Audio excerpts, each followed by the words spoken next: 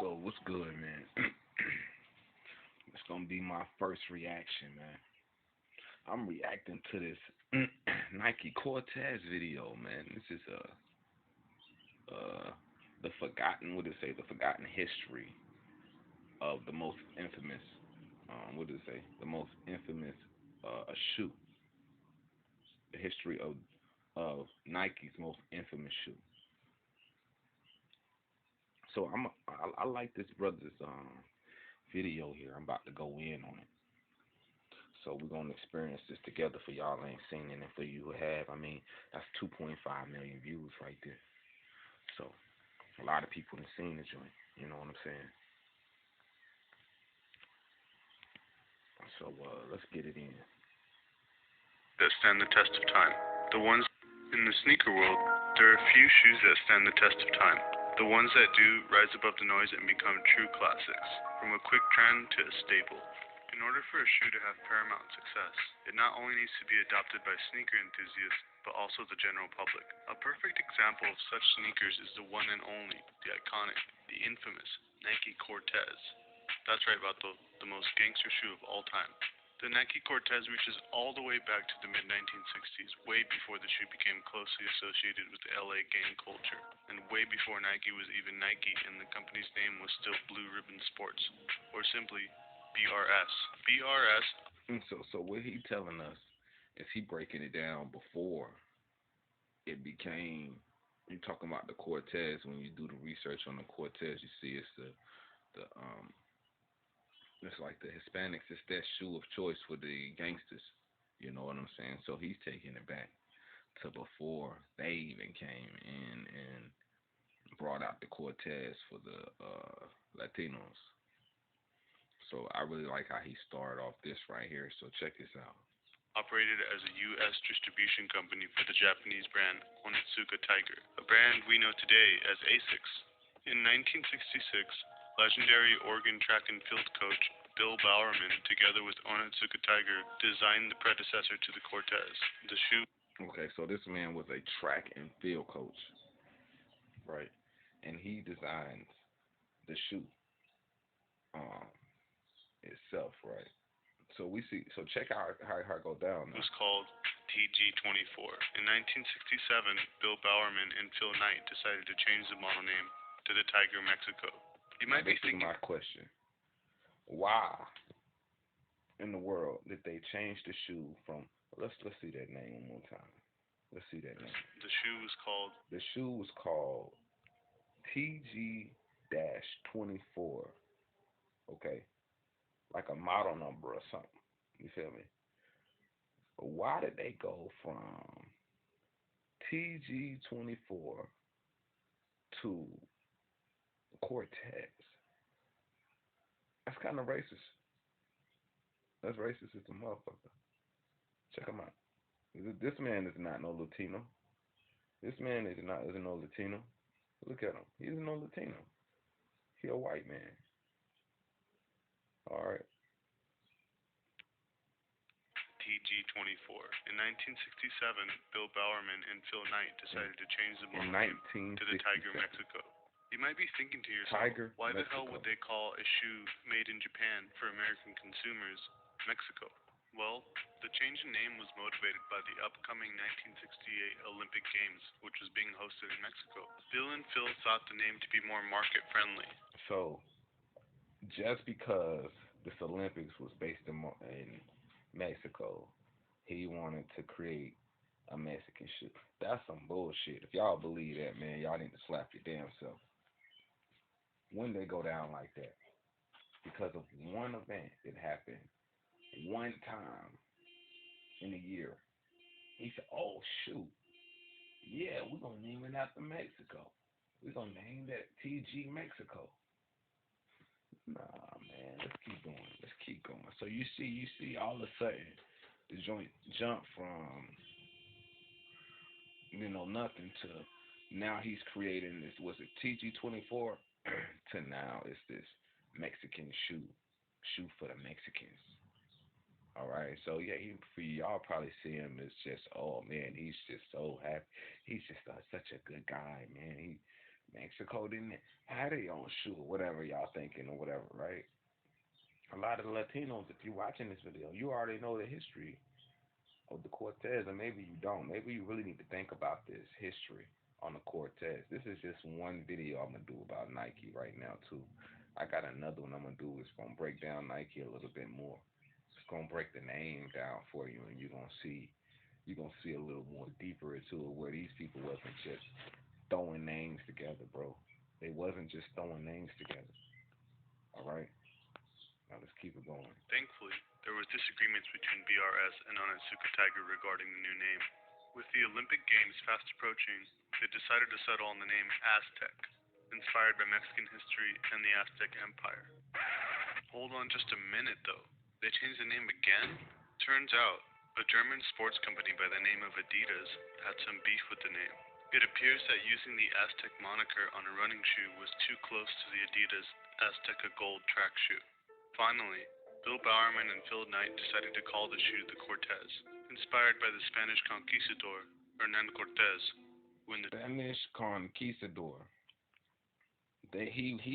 Now this Azteca man Gold track shoe. is an actual Finally, Spanish, Bill Bowerman and Phil Knight decided to call the shoe the Cortez.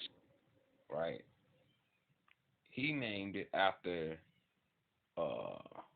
let's go. Inspired by the Spanish the Spanish conquistador Hernan Cortez.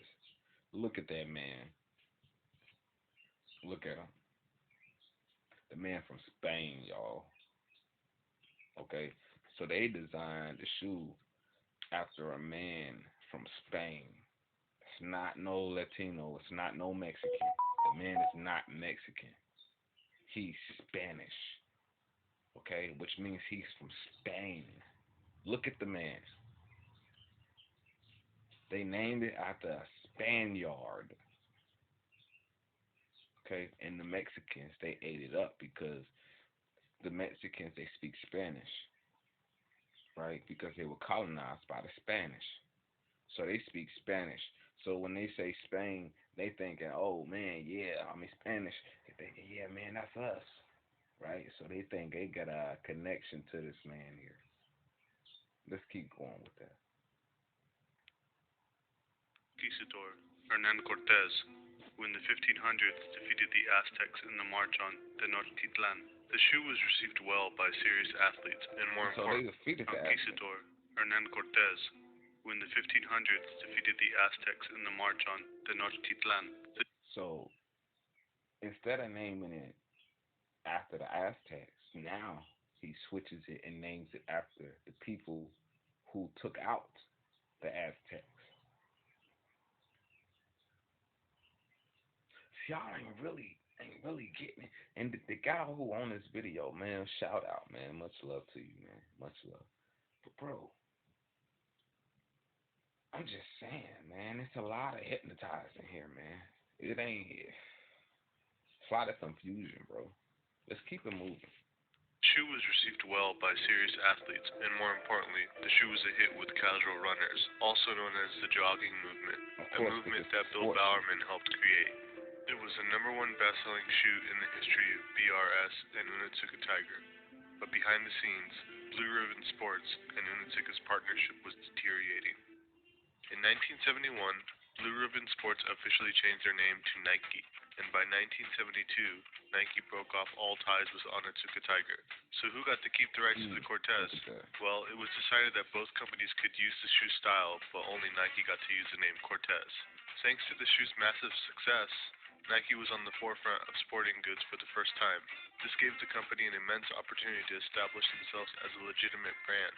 The original model for the shoe was in white leather. It had a red swoosh and a blue line in the midsole. A few years later, Nike released a woman's version of the shoe. It was called the Señorita Cortez. One day, a pair of the Señorita Cortez arrived for the Hollywood actress Farrah Fawcett, and she wore them in an episode of Charlie's Angels. Check out this scene from the episode. She wore the shoe in the show. What they were doing is advertising the shoe. So I'm about to play this. Now, when they made this joint and they put her in there, they're gonna show you them advertising the shoe. This is how it works, man. I remember in X-Men when they They came out with the RX-8, and it was in the X-Men show.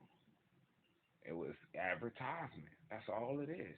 They used this chick to advertise this female shoe, right? And I think she was supposed to advertise it for the Mexicans.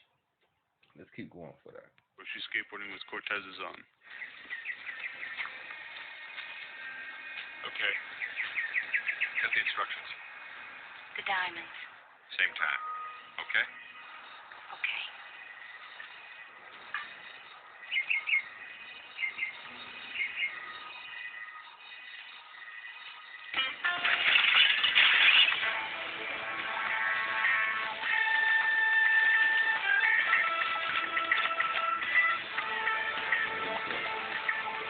There we go. There we go. This brought Nike wild success and sales See? went through the roof. Back in Fell through the roof 1976, because it was Nike secured advertising. See what I'm saying? Advertising. So they made a Mexican shoe for the Olympics, bro. Now they throwing you this Olympic shit, man. But you got to look at what they really. Why this white man make a design a shoe for Mexicans? Why? Why are white people designing shoes for other cultures? Let's keep it going. Let's keep it going. their first pro athlete endorsement with Steve Prefontaine, and at one point even had Elton John rocking a pair of Cortezes. This was massive exposure for the brand, and it perpetuated Nike to the forefront of culture and athletic wear. In the 1980s, the Nike Cortez was becoming increasingly popular among West Coast gangs like the Bloods, Crips, MS-13, and many more. The gang MS-13 in particular actually adopted the Nike Cortez as part of their uniform. Functioning as a sign of allegiance, gang members sported the Cortez and khaki pants as the official outfit for the gang. It is widely known that was this done on purpose? Was it done deliberately to turn this shoe into a gang shoe? That's my question. Was this shoe turned into a gang shoe deliberately? Was it put in front of these people's faces in order for them to buy it? That's my question. Right? They adopted it and made it like they own. Even though they tell you Crips Bloods, everybody wore the shoe. But the Mexicans adopted it in the MS-13. And they saw it as their shoe. It was their shoe. And they rocked it. You see they style, they swag and stuff. They rocked the shoe. Okay, just keep moving. as part of their uniform.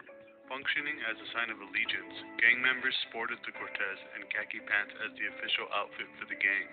It is widely known that colors are more than stylistic choices when it comes to gangs like Bloods and Crips. Colors are actually used to signal gang affiliation. For example, Bloods wear red and Crips wear blue, while East Coast gangs like the Latin Kings wear black and gold. Fast forward to the late 80s and early 90s. The rise of gangster rap from the likes of groups like NWA began to have a huge impact on the popularity of the shoe. In the hood, the shoes become known as the Dope Man Nikes, named after the NWA song Dope Man. The Nike Cortez was released nationwide and it reached millions, but it was the city of Los Angeles that would identify with the shoe the most. In recent years, the Nike Cortez has become less notorious. Still worn by hip-hop artists and celebrities around the world, the Cortez continues to be rocked by fashion-savvy people, and the shoe is constantly being celebrated by LA artists like Mr. Cartoon and Kendrick Lamar, both who have their own signature model. This year marks the shoe's 46th anniversary. The Cortez is an iconic shoe that will never stop serving up new colorways, many of which go on to become collector's items. At various stages in its success, the Nike Cortez has become the official shoe of the jogging movement, the streets of Los Angeles, gangs, and who knows what's to come. There is no doubt that the Nike Cortez is a foundational piece of footwear's past and future. I doubt that these shoes will ever go out of style. What do you guys think? Do you guys like the Nike Cortez? Have you ever owned a pair? Do you still associate it with gang culture? Please leave a comment below and don't forget to subscribe. We'll see you next time. How did the shoe go from sports to associated with gangs? Is it ironic? Is it ironic that the Jordan did the same thing? Jordan shoe. It was closely associated with sports, and then it became closely associated with gangs. Like, come on, man. It was one tape I was watching. They was they said they saw somebody on a walking with shoes on, and they shot the man, right? Cause they, hey man, you rocking the shoe, you ain't a part of the gang type shit, right? They did the same shit to the Jordan. Why niggas ain't shooting each other over Adidas? Why everybody killing each other over Nikes, man? What's up with that? Why do it seem that Nike is always trying to go for the colored people, the ones, the Mexicans, the Latinos, the blacks? Now I don't care what you say as a white person. You can't one on one me on this one, and I'm gonna tell you why. I'm gonna tell you why. I'll beat you down every time. You can't rebut this with an actual argument. The name of the shoe was called Cortez, and it was named after the Spanish conquistador, right? And the attraction, the purpose of them putting the shoe out when they did was because the Olympics was in Mexico. They wanted to name it the TG Mexico. What TG Mexico, right? Right? Tiger Mexico. Whatever. Why did they have to make it a Mexican shoe? They could have did it American, and Americans would have loved it. Why did they have to go to a complete another culture, another people, and create a shoe and pump it up to give these people these shoes? They did the same thing with Jordan. They used Jordan because they knew that he was already our idol. And then what they do? They gave a man a shoe. Now he signed with Nike. He can't do no wrong no more. When the last time you heard of Nike doing wrong? Nah, man. He in bed now. He a big homie now. He a part of the club. He a billionaire man. Not everybody get that billionaire music, bro. Not everybody hit that B. You might hit an M, but when you hit that B, everybody needs to start looking at you, man. Because that when you get into the information, it's a cutoff point there. Not everybody is allowed to get that B. So here we go. I can't think of no Mexicans that got no B's off of it. But that's because they didn't name it the Spanish conquistador that that helped take out the Aztecs, right? He won't alive no more, right? So these people use the people who they used to take out their own people, like Michael. Okay, they used Michael, the blacks, had him flying in the air and all of that shit. You know what I'm saying? They saw Michael and they knew they say, yo, we got to jump on him. But yo, this is just part one, man. I got some other shit I got to hit y'all in the head with, man. It's much love though, man. Y'all think about this shit, man. This shoe worship and shit like that, and where these shoes came from. Michael a dirty motherfucker too, man. And maybe I do a little joint on him too. But to tell you, it's much love. Thalamus.